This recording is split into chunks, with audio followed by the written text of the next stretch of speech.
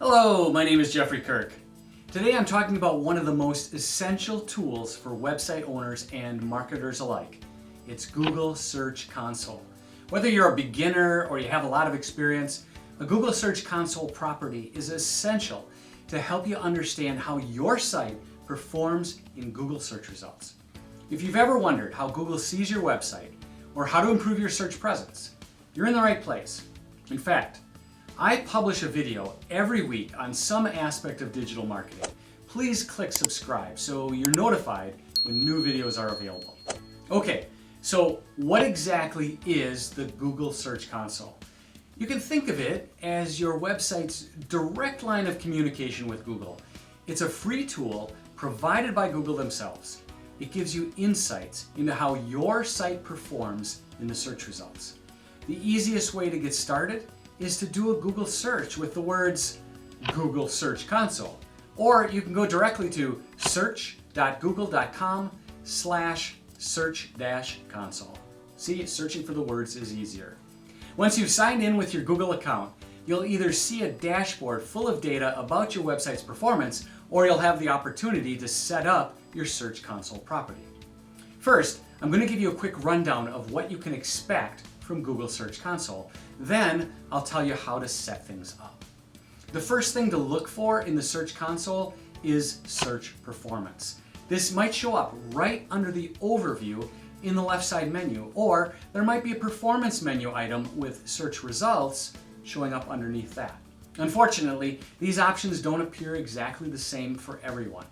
But regardless how it shows up for you, you will get detailed data about how your site is performing in the Google search results. You'll see which queries are driving traffic to your site, which pages are ranking well, and how users are interacting with your pages. The second one to look for is URL inspection. This takes a deeper look into individual URLs on your site to see how Google views them. For example, you can see whether a page is indexed or not, when it was last crawled, whether it uses HTTPS, and a variety of other details. The third one is pages, and this is within the indexing menu item. This is where you can find any issues Google may encounter while crawling and indexing your site. From crawl errors to blocked pages, this report helps you make sure Google can access and understand your content properly. The fourth one is sitemaps. This is also in the indexing section. This is where you can submit your XML sitemap to Google. By submitting a sitemap, you help Google discover and index your site's pages faster and more efficiently. Doing this gives you an easy way to make sure Google doesn't miss any important content. Fifth is removals, which you'll also find in the indexing menu. In this section, you can ask Google to remove content from Google search. Now, why would you want to do that? Well, this has been very useful for cleaning up hacked websites when the hackers inject a lot of extra pages that are not related to the business website. Or you may just have old content you want to get rid of. And the last one I'm talking about is security issues. You'll find this under security and manual actions. In here, you get alerts about any security issues Google detected on your site. These might include malware or phishing attacks. Ideally, when you click on security issues, you'll see that it says no issues detected. If it says anything else, be sure to dig into the details that Google provides and take action quickly.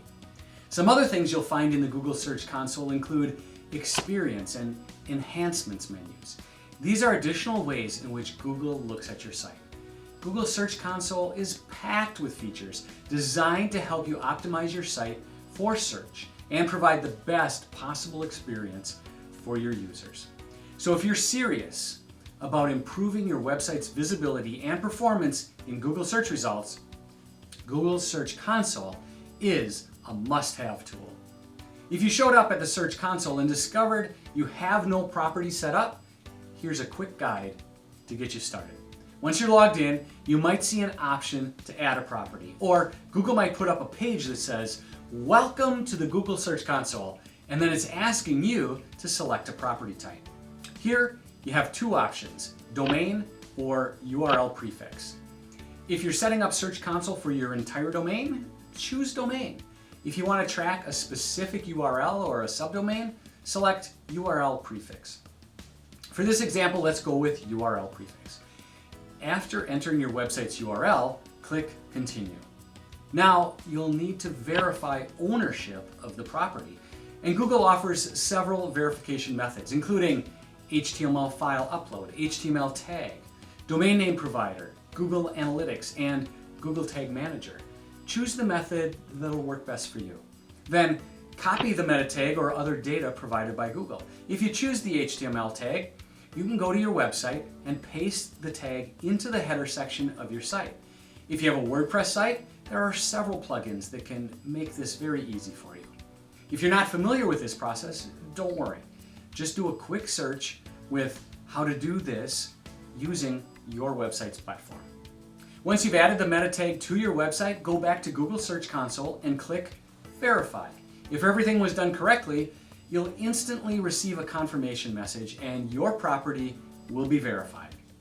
Then congratulations, you've successfully set up your Google Search Console for your website. In a few days, all the menu options I spoke about earlier will be working for you. If you found this video helpful, be sure to give it a thumbs up and subscribe to my channel for more tips and tutorials. If you have any questions or need further assistance, feel free to leave a comment below. Now, do you want more people to find your business in the search results?